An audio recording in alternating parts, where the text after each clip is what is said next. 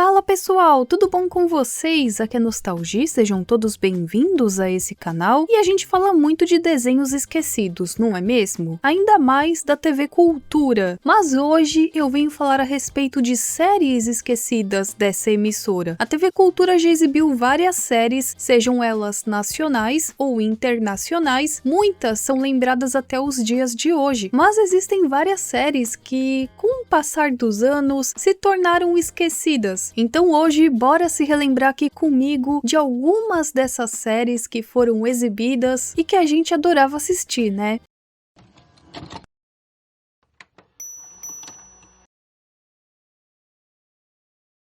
Vamos começar aqui com uma série brasileira. Quem é que se lembra de Tudo que é sólido pode derreter? As coisas eu compro, as outras penso que não. As coisas, todas as coisas.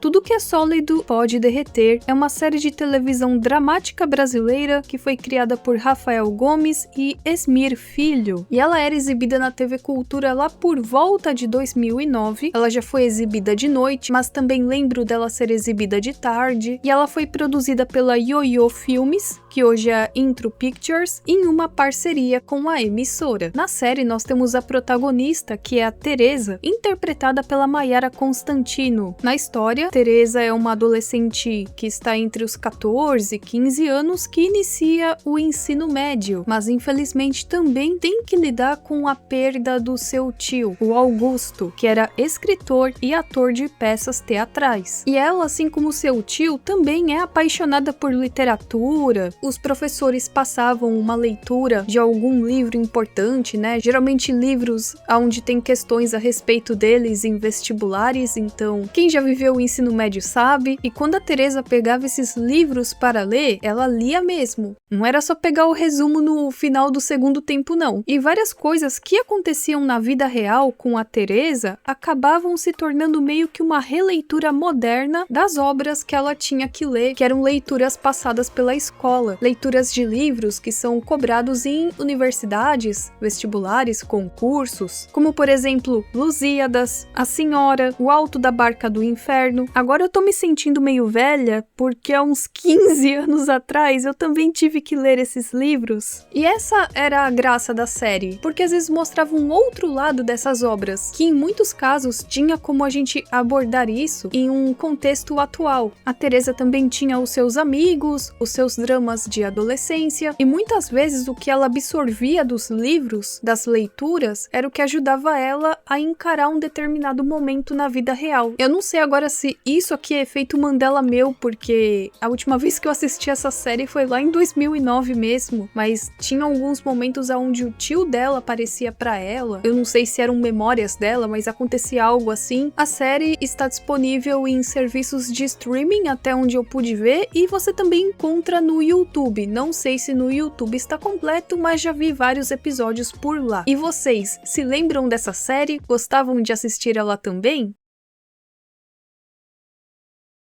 E bora se lembrar do cachorrinho mais fofinho que esteve na TV Cultura na década de 90, o Wishbone. Uma história, Wishbone, que você vai nos contar. Quanta imaginação em um pequeno lugar.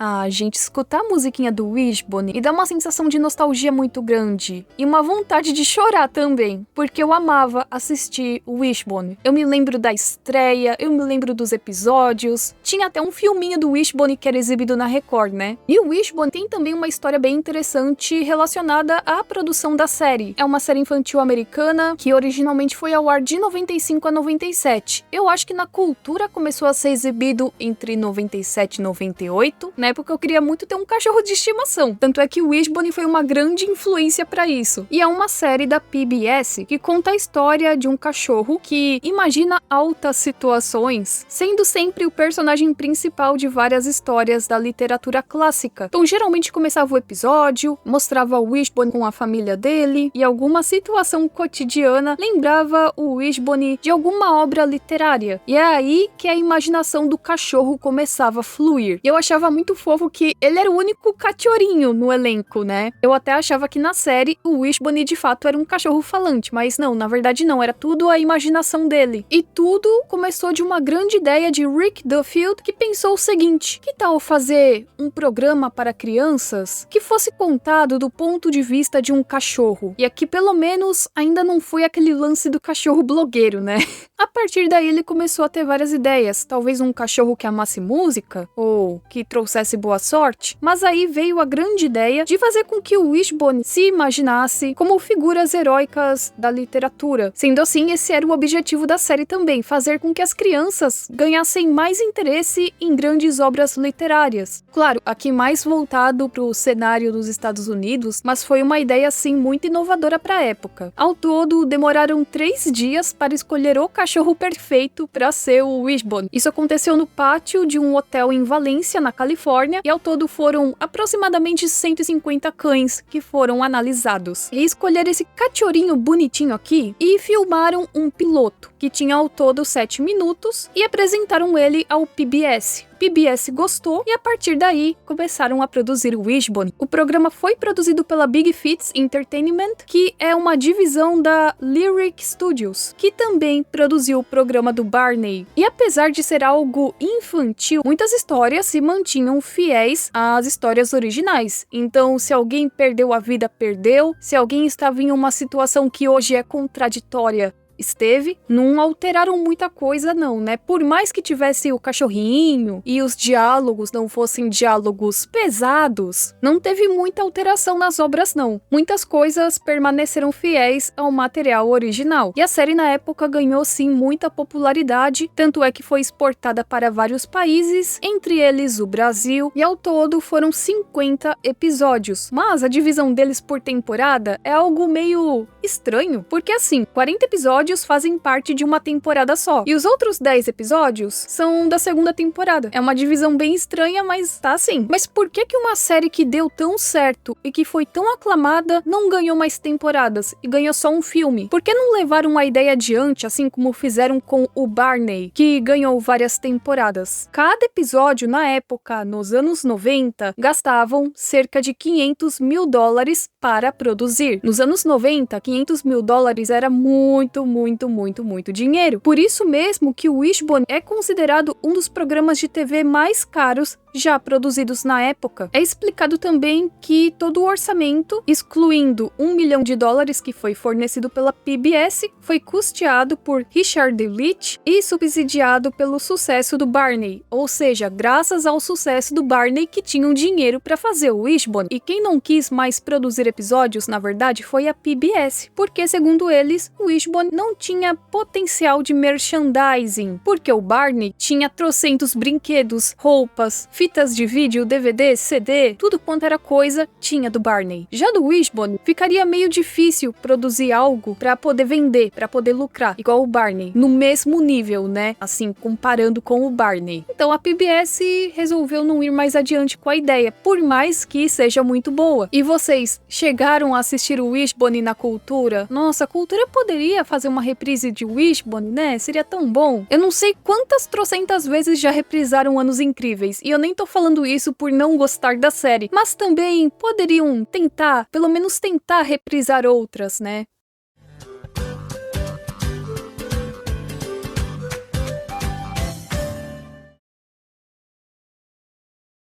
Essa série aqui eu confesso que eu não assisti muito, eu assisti um episódio ou outro, mas alguém aqui também se lembra do Resgate do Voo 29?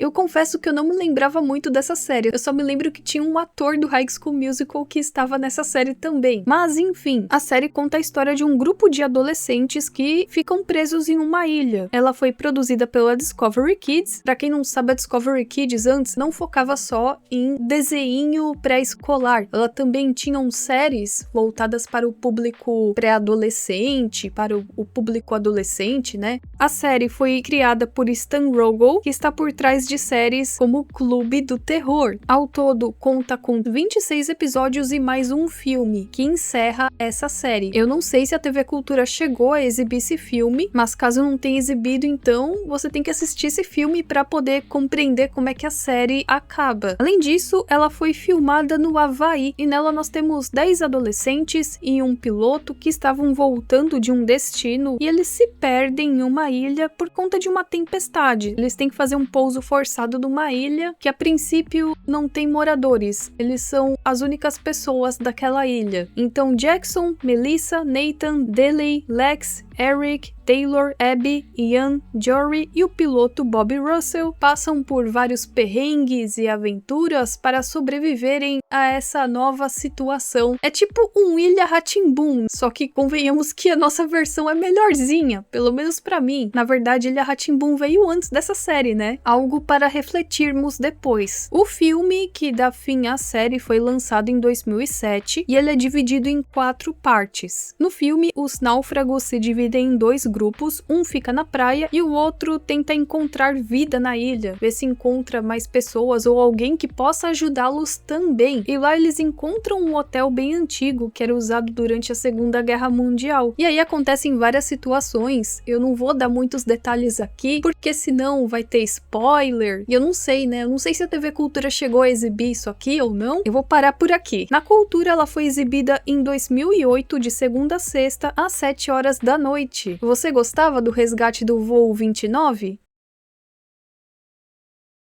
E agora eu quero falar de uma série, que é uma série animada. Muitos consideram como um desenho, mas na verdade é uma série animada. E aqui eu estou falando da família Mesga. No Brasil a gente fala família Mesga, mas na verdade o certo é família Misga. É assim que a gente fala em húngaro. Misgocsolad. Corremos por terra e também por mar, e há sempre alguém a nos esperar. A série começou a ser exibida em 1994 na Cultura, ano que eu nasci, então eu não me lembro se isso foi exibido dentro do Gloob. Muita gente fala que sim, era exibido dentro do programa, ou se era exibido depois. Mas, segundo algumas informações e relatos de pessoas, Misgocsolad, ou Família Mesga, era exibido após o Gloob, sempre aos sábados. Quem tiver mais lembranças dessa época, comente, ok? E na verdade, não é que era apenas uma série. Então agora eu vou explicar um pouquinho o contexto dessa animação para vocês. É uma série animada que foi produzida pela Pannonia Film Studio na Hungria entre 1969 até 1978. Ela foi criada pelo Nepiojev e o Ternoviski Bilo. E sabe aquela musiquinha, gente? A musiquinha é tão nostálgica, gente. Eu amo essa musiquinha. Tudo de bom você vai ganhar, e Ela foi composta por Deák Tamás. Ao todo, conta com 3 séries diferentes e 39 episódios. E cada série é uma história completamente diferente da outra. E antes que venha alguém aqui falar, é Lost Media, já deixo avisado. Não! De vez em quando eles exibem na TV, ainda. Existe um carinho muito grande dos húngaros pelos desenhos antigos. Eles não são Lost Medias, muitos até passaram por uma remasterização. Porém, agora vem a parte do porém, a dublagem sim é uma Lost Media, infelizmente. A única coisa que eu tenho dessa dublagem foi a abertura dublada. E tá aí uma mídia perdida que eu queria muito, mas muito mesmo ter acesso. A família Misga contava com o pai, o Giza, a esposa, a Paula, e aí tinha a Krista, que tem 12 anos, e o Aladar, que é um menininho, um garotinho. Deve ter por volta aí dos seus 8, 9 anos de idade. Pra quem não sabe, também eles têm um gato que se chama Mafia e um cachorro que se chama Blucky. Além disso, né, tinha aquele outro personagem, o vizinho, que era o Dr. Maris Sonsid. A família, que é muito unida, mas também muito ouriçada, passava por poucas e boas. Pelo menos na série que foi exibida no Brasil era assim. A primeira série se chama Misgocsolad. Ela foi produzida entre 68 e 69 e o nome completo dela na verdade era Üzenet a Jövőből, a Misgocsolad Különös Kalandjai, ou Uma Mensagem do Futuro, As Fantásticas as aventuras da família Mesga. Depois nós temos mais uma série de 1972 que é a Mesga Aladar Különös Kalanjai, ou As Aventuras de Aladar Mesga. E aí sim, em 1978 nós temos a terceira série, que é a Vacation o Mesga Chalad. E é essa mesma que foi exibida na TV Cultura. Enfim, vamos ao plot desta série então. Das outras séries eu falarei quando eu fizer um vídeo a respeito de Mesga Chalad, ok? Nessa série aqui de 78, começa com a Paula recebendo uma carta de Piste Hufnagel. Personagem esse que já foi mencionado nas outras séries, conhecido também como a primeira paixonite da Paula. Pois é, Guisa, pois é.